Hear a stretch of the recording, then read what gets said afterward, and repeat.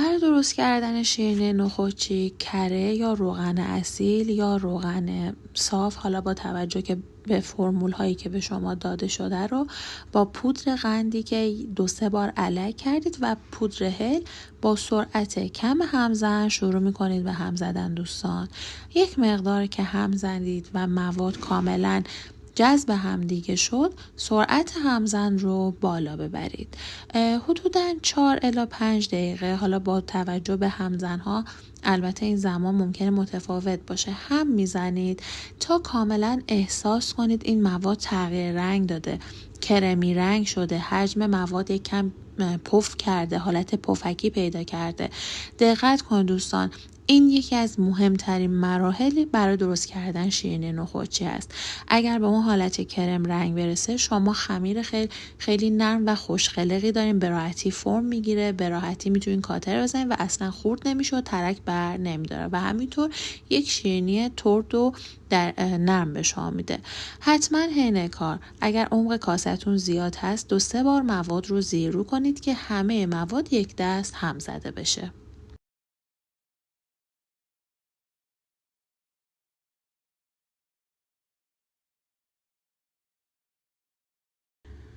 به شکل و رنگ موادتون دقت کنید دوستان.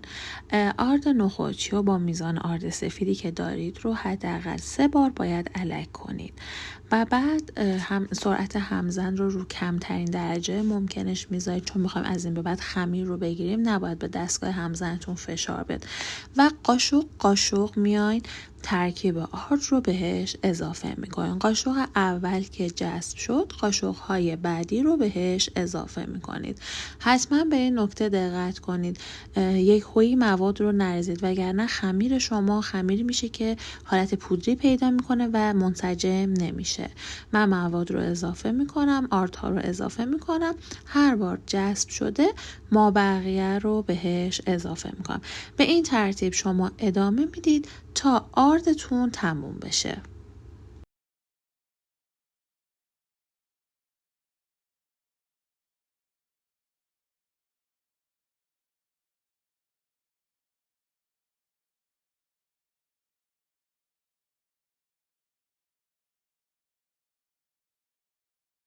وقتی شما کم کم آرد رو اضافه می کنید، موادتون به شکل خورده نون یا شنی در میاد.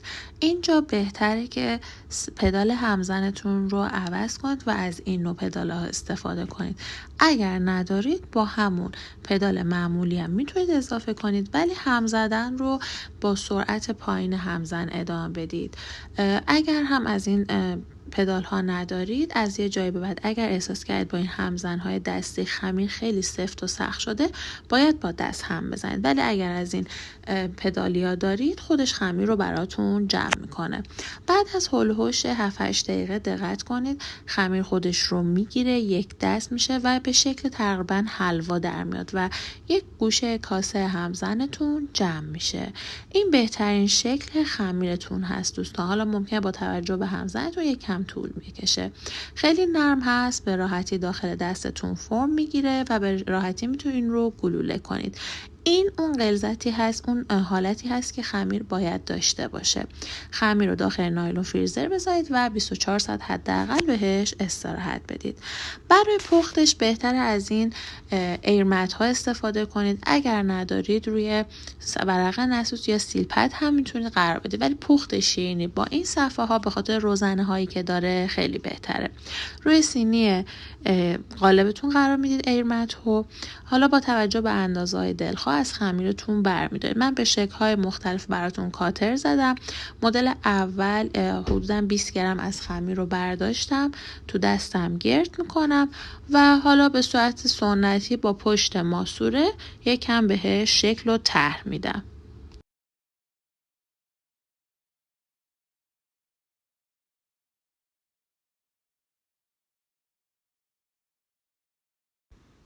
مهرهای جدیدی هم اومده که برای حالا شیرینی برنج و نخودی هست. میتونید حالا با توجه به اندازه اون مهرتون گلوله‌های 10 یا 15 گرمی تهیه کنید و کافی این مهر رو روش فشار بدید و طرح میفته. اگر خمیر رو بزرگتر از این مهرتون بردارید به این شکل در میاد، ولی اگر کوچیک‌تر در میاد فقط میشه اون طرح داخل روش بیفته. این کاملا دل بخواه. یک سری کاترهای دیگه هم هست دوستان که حالت مهری داره. کافیه خمیر رو به ضخامت دلخواه که حالا معمولا ارتفاعش بین 2-3 سانت باشه خوبه. خمیر رو روی سیل پد پهن کنید، با این مهر کاتر بزنید، خودش خیلی طرح خاص و زیبایی روی خمیر میندازه. من خمیر رو خوب پهن میکنم، میتونید با دست این کار رو انجام بده یا یه نایلون فریزر بزنید و با وردنه روش بکشید که کاملا صاف بشه. بهتر مهرها رو داخل آرد بزنید که روی شیرینی نچسبه. وقتی خوب کاتر زدید 1-2 بار روی سیل پد به این شکل این خمیر شیرینی رو بکشید که زیر شیرینی صافتر بیاد و بعد به راحتی جدا میشه و این آردی هم که روش نشسته با یه دونه براش بزنید کاملا جدا میشه. حتما دقت کنید که مهرتون رو آرد بزنید. بعد چند بار استفاده اگر احساس کردید روی مهرتون خمیر شیرینی چسبیده، با یه مسواک حتما روی مهرتون رو تمیز کنید دوستان. شما میتونید چندین سینی از این شیرینی رو درست کنید که کنار بذارید و به ترتیب بپزید.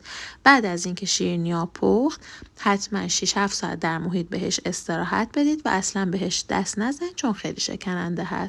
با بریلو یا عسل میتونید روی شیرینیتون رو تر کنید و حالا به دلخواه از تزیینات استفاده کنید. من در اینجا دستور رو نصف کردم و با مغز پسته تزیینش کردم. شیرینی ها در ظرف دربسته در فریزر به مدت 6 ماه موندگاری داره عزیزان.